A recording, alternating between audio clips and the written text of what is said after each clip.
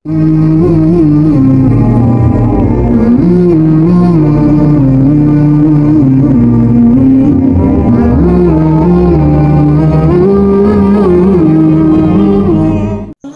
اللہ الرحمن الرحیم۔ میرے دوستو بزرگوں،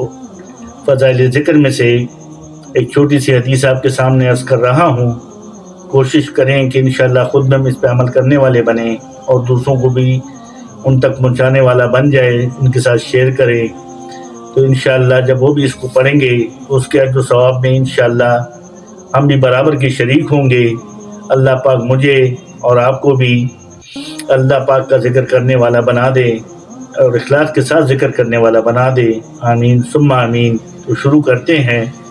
بسم اللہ الرحمن الرحیم۔ حضور اقدس صلی اللہ علیہ وسلم کا ارشاد ہے کہ جو بھی بندہ کسی وقت بھی دن میں یا رات میں لا الہ الا اللہ کہتا ہے تو اعمال نامے میں سب سے برائیاں مٹ جاتی ہیں اور ان کی جگہ نیکیاں لکھی جاتی ہے۔ حضور اقدس صلی اللہ علیہ وسلم کا ارشاد ہے کہ جو بھی بندہ کسی وقت بھی دن میں یا رات میں لا الہ کہتا ہے تو اعمال نامے میں سے برائیاں مٹ جاتی ہے اور ان کی جگہ نیکیاں لکھ دی جاتی ہے۔ فائدے میں شیخ لکھتے ہیں، برائیاں مٹ کر نیکیاں لکھی جانے کے متعلق باب اول فصل ثانی کے نمبر 10 پر مفصل گزر چکا ہے اور اس قسم کی آیات اور روایات کی چند معنی لکھے گئے ہیں۔ ہر معنی کے اعتبار سے گناہوں کا اس حدیث میں اعمال نامے سے مٹانا تو معلوم ہوتا ہی ہے،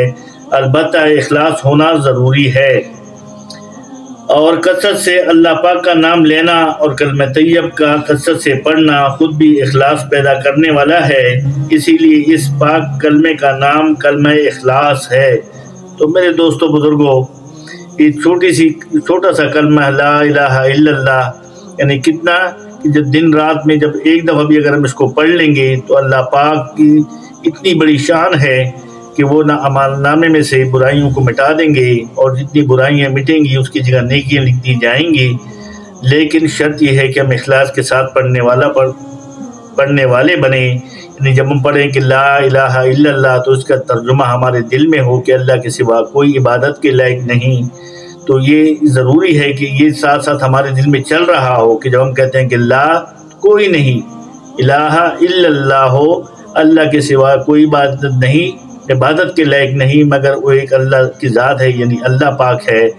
تو یہ اخلاص انشاءاللہ جب ہمارے دل میں ہوگا اور اس اخلاص کے ساتھ ہم پڑھیں گے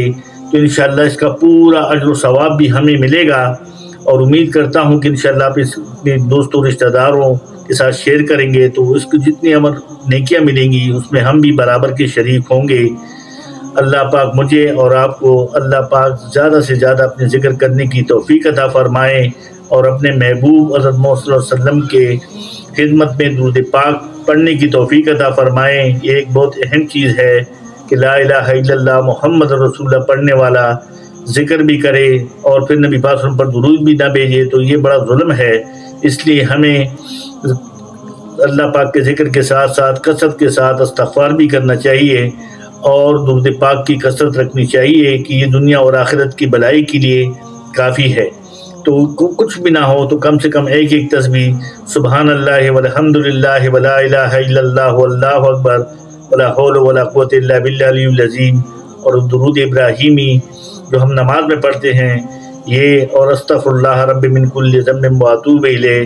صبح و شام اس کا اہتمام کریں۔ صبح فجر نماز پڑھنے کے بعد ایک تسبیح اس کی پڑھ لیں، اور مغرب کی نماز کے بعد یا عشاء کی نماز کے بعد ایک تسبیح کی پڑھ لیں تو انشاءاللہ ہم ذاکرین میں سے اٹھائیں۔ یہ بھی حدیث ہے کہ جو اس کی تسبیح کی پابندی کرے گا تو قیامت کے دن ذاکرین میں سے اٹھایا جائے گا۔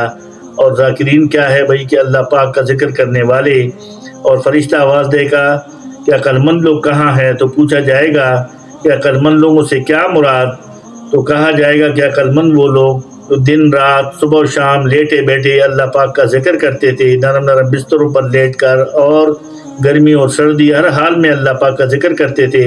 اور آسمان کی طرف اور ان چیزوں کی طرف دیکھ کر غور کرتے تھے کہ اللہ نے پاک نے کوئی چیز بھی میں نے پیدا نہیں کی، یہ سب انسان کی بھلائی کے لیے پیدا کی ہے۔ اور پھر ایک جھنڈا ان کے ہاتھ میں دیا جائے گا اور ان سے کہا جائے گا کہ بغیر حساب کتاب کے جنت میں داخل ہو جاؤ، اور جنت کے 8 دروازے ہیں جن میں سے ایک دروازہ ذاکرین کے لیے ہے، اور ان سے کہا جائے گا کہ ہنستے ہنستے جنت میں داخل ہو جاؤ۔ تو اللہ پاک ہمیں بھی ہنستے ہنستے جنت میں جانے والا بنا دے، اور اس کے لیے ضروری ہے کہ بھئی ہم ہر وقت اللہ کے ذکر میں مشغول رہیں، اور انشاءاللہ جب ہم ذکر کرنے کی کوشش کریں گے تو ایک دن ایسا آئے گا کہ ذکر کے بغیر ہمارا گزارا نہیں ہوگا،